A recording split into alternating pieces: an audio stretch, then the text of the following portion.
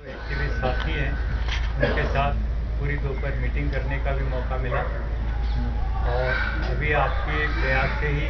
सारे मीडिया के लोग इतनी जल्दी आए हैं। मैं चूँकि इस भ्रष्टाचार के खिलाफ आंदोलन के जो कुछ हुआ पूरे देश के अंदर, उसके बाद पहली बार आ रहा हूँ गुजरात। कुछ चीज़ें स्पष्ट करनी बहुत ज़रूरी थी। सबसे पहले तो अन्ना हजारे जी ने एक स्टेटमेंट दिया जिसमें उन्होंने तो बहुत जानबूझकर नहीं, लेकिन वो कुछ मीडिया में उनको समाचार मिलते रहे, उसके आधार पर उन्होंने गुजरात के मुख्यमंत्री नरेंद्र मोदी जी की तारीफ की नीतीश कुमार के साथ। इसको लेकर पूरे देश में हम जैसे हजारों सामाजिक कार्यकर्ताओं को लगा कि शायद हजारे जी को, अन्ना जी को वस्तुस्थिति की पूरी जानकारी नहीं है, इसलिए सारी जानकारी लेने के लिए भी, उनको बताने के लिए भी और पूरे देश के सारे सामाजिक कार्यकर्ताओं को ये आश्वस्त कराने के लिए जो उन्होंने बयान दिया था वो कोई किसी और प्रेरणा से नहीं दिया था, जितनी उनके पास जानकारी थी उसके आधार पर दिया।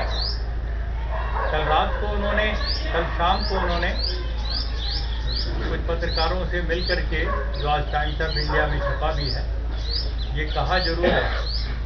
कि मेरे पास जितनी जानकारी थी गुजरात के बारे में, खास करके ग्रामीण विकास के बारे में, मैंने उसके आधार पर वो बयान दिया था। लेकिन यदि मुझे पूरी जानकारी मिलती है तो मैं उस सच्चाई को स्वीकार करूंगा और उसके आधार पर मैंने जो नरेंद्र मोदी जी की तारीफ की थी उसको मैं वापस लूँगा। यदि जो बातें मुझे बताई जा रही हैं वो मुझे भी पूरी तरह जानकारी में आती है। तो आज मैंने यहाँ आकर के जो भी जानकारी ली है उनको मैं कल जाकर अन्ना के साथ शेयर करूँगा, बताऊँगा उन्हें। और मैं विश्वास करता हूँ कि अन्ना बहुत समय रहते हुए न केवल अपने उस बयान को वापस लेंगे नरेंद्र मोदी की तारीफ के, बल्कि वो आगे बढ़ कर के जो सही दिशा होनी चाहिए विकास की, ग्रामीण की, शहर की, सबकी, उसके लिए गुजरात सरकार को, नरेंद्र मोदी जी को और पूरे समाज को उसका दिशा निर्देश करेंगे। ये पूरी संभावना भी है कि यदि उन्हें पूरी जानकारी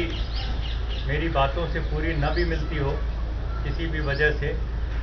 तो मैं उनसे आग्रह करूंगा कि वो स्वयं आ जाएं, गुजरात आ जाएं, अहमदाबाद, गांधीनगर आ जाएं और यहाँ के लोगों से भी मिलें। यहाँ के सारे सामाजिक कार्यकर्ताओं के साथ बैठ कर के वो और अधिक अच्छी जानकारी ले सकते हैं और एक उनकी यहाँ पर सभा भी हो सकती है। 2 मई को उनकी अगली मीटिंग होने वाली है सरकार के मिनिस्टरों के साथ, जॉइंट ड्राफ्टिंग कमेटी की। मुझे विश्वास है कि उसके तुरंत बाद जितनी जल्दी हो सकेगा अन्ना हजारे और हम कुछ साथी यहाँ गुजरात आएंगे और पूरी सूचना के साथ आएंगे। सारे सामाजिक कार्यकर्ताओं के साथ बैठकर जो वस्तुस्थिति है यहाँ पर ग्रामीण विकास की, उस सच्चाई को जानेंगे और अपनी समझदारी बढ़ाने के साथ साथ जो गलतियाँ हो रही हैं, जो भ्रष्टाचार पनप रहा है गुजरात के अंदर, उसके विरुद्ध भी कदम उठाने के लिए कोई न कोई ऐसी योजना यहाँ पर घोषणा करेंगे। तो अभी तक तो मैं ये मुख्य बात जो मुझे शेयर करनी थी वो ये है। बाकी गुजरात के मुख्यमंत्री ने वादा किया था कि कुछ और लोगों के विरोध करने की वजह से मैं पिछले 6-7 वर्षों से लोकायुक्त नहीं बना पाया। बनाना चाहता था, बहुत बड़ी बड़ी बातें उन्होंने की थी,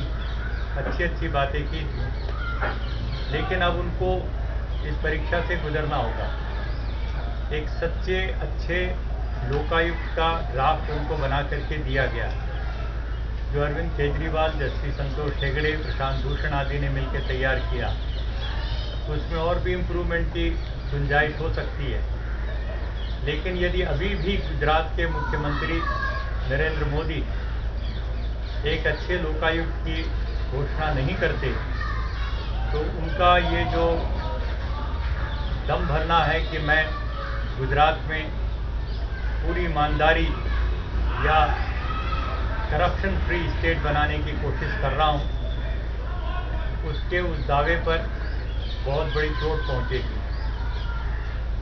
अभी जो जस्टिस दवे जी का नाम आ रहा है और उसको वो स्वीकार नहीं कर रहे हैं, कुछ भी कारण हो सकता है, लेकिन यदि सचमुच में वो ईमानदार हैं अपने उस पहले की कही गई उक्ति के लिए, तो उन्हें जस्टिस आर.एम. मेहता जो हमारे गुजरात हाई कोर्ट के रिटायर्ड जज हैं, उन्हें जिनके बारे में आम गुजरात के लोगों की सोच है, समझ है कि वो बहुत ईमानदार हैं, ऐसे एक सेवानिवृत्त हाई कोर्ट के जज को लोकायुक्त नियुक्त करना चाहिए। यदि वो ऐसा करते हैं तो उनकी उस पहले कही गई बात में गदन निकलेगा, सच्चाई निकलेगी, वरना ऐसा लगेगा कि वो किसी और कारण से लोकायुक्त को टालने की कोशिश कर रहे हैं। लोकायुक्त की नियुक्ति करें और करने के साथ साथ जो लोकायुक्त का पहले का चला आया हुआ कानून था, उसके बदले जो नया ड्राफ्ट उनको दिया गया है, हमारे विद्वान साथियों के द्वारा तैयार किया, इंडिया अगेंस्ट करप्शन के जो लोग हैं, उसको लागू करें, विधानसभा में पास कराएं अपनी पार्टी की तरफ से, अपनी सरकार की तरफ से। आज मैं यहाँ आया हूँ हमारे मुस्लिम भाइयों का जमीयत उलेमा हिंद का एक बहुत बड़ा इजलास है सरदार बाग कोई दरवाज़ा उसके पास के मैदान में। तो मौलाना महमूद मदनी और हम लोग साथ ही आए, वहाँ से मौलाना नियाज फारूकी, हम लोग दिल्ली से चल के आए हैं और हम मुस्लिम भाइयों से भी पूरी तरह से अपील करेंगे, पूरे गुजरात के एक एक भाई बहन से,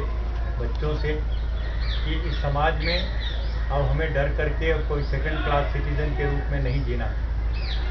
बड़े सम्मान और स्वाभिमान के साथ जीना और हिंदू भाइयों का पूरा सहयोग लेकर के,